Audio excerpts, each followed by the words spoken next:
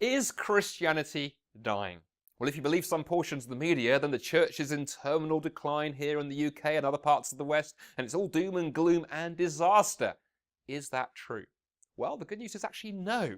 And I first realised there was more to the story of the church in the UK when, after living for almost 7 years in Canada, my wife and I returned to the UK last summer, and I began to notice everywhere I looked, there were green shoots. I'd visit churches from one end of the country to the other, and time again I'd hear the same story from inner city Liverpool to the north of Scotland to people working with Iranians in East London. Churches were growing. Maybe not by thousands, but by hundreds, by tens, by dozens. Lots of things going on. Green shoots happening.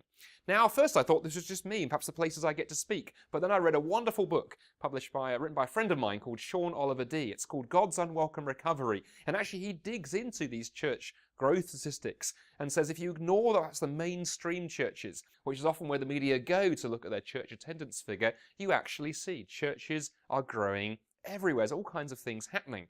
But the reason he called his book God's Unwelcome Recovery, he wanted to push into why is it that this story is not more well known?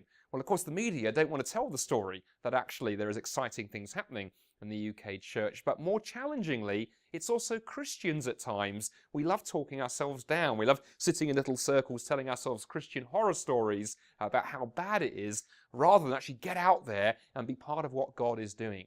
Because one of the patterns is where you find churches where the gospel is preached, people's questions are taken seriously, there's a passion for evangelism, and they're involved actively in their communities. Time and time again, when those pieces are there, God shows up and growth happens.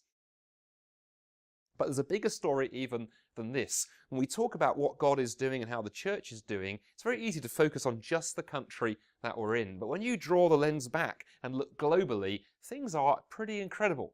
Take China.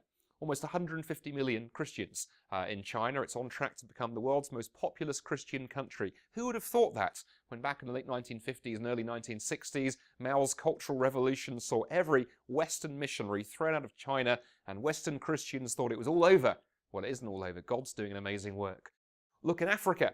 There are now something like 450 million Christians in Africa today. It's predicted to be 630 million by 2025. That is up from 9 million in 1900. Absolutely phenomenal growth. Or look at the Middle East. A country like Iran has 1 million Christians now in the church. It's growing rapidly. Hundreds of thousands of Muslims actually, in fact, across the Middle East coming to faith in Christ in the last few decades. God is doing an incredible thing. And in fact, that global focus reminds me of something important.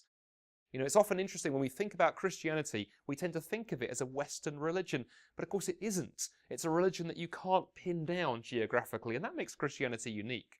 You see, Islam, for all of its millions of followers, started in the Middle East and has remained largely Middle Eastern faith. It's an Arabic faith. Muslims pray in Arabic, they pray facing Mecca. In Saudi Arabia, they read their Quran in Arabic.